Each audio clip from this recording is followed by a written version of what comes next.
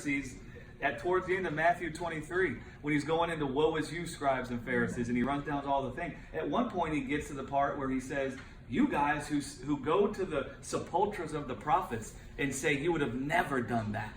And then he talks about, certainly you are the children of your father, fill ye up the measure of their cup. What was he saying? You're about to crucify me.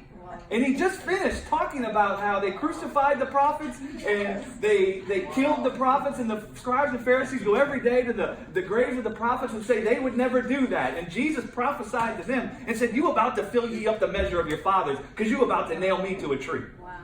And so he's telling them, you are them, man. And he's telling them that not because he hates them, not because he wants to just, I'm right and you're wrong. It's because he loves their life and they're perishing. And he didn't come to condemn, he came to save. And so he could never be happy if some have condemned themselves. And they were already condemned because they loved the darkness more than the light when the light came. So Jesus is talking to condemned people. Not that he condemned them, they condemned themselves. And so now he's trying to prophesy to them to knock them loose, man. Right?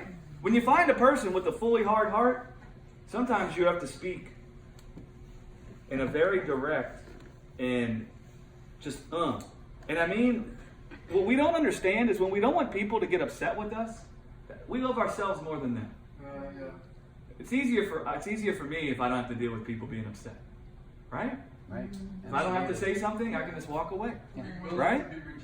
Right? But Jesus, you think Jesus thought they were going to receive what he said? Do you think they were going to...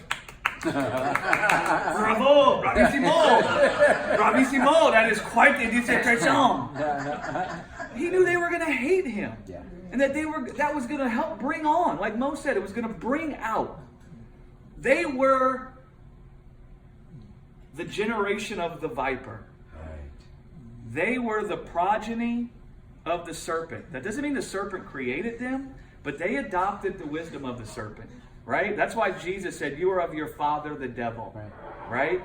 And so when Jesus said what he said, it was like an adrenaline shot to the death and the venom that was already dwelling in them. And it brought it out of them, and it took him, they nailed him to a tree. They filled up the measure of their father's cup. They proved just what he said to be true because they crucified him. Right? And he was leaving them with this profound thing, man. Right? Yeah. Glenn.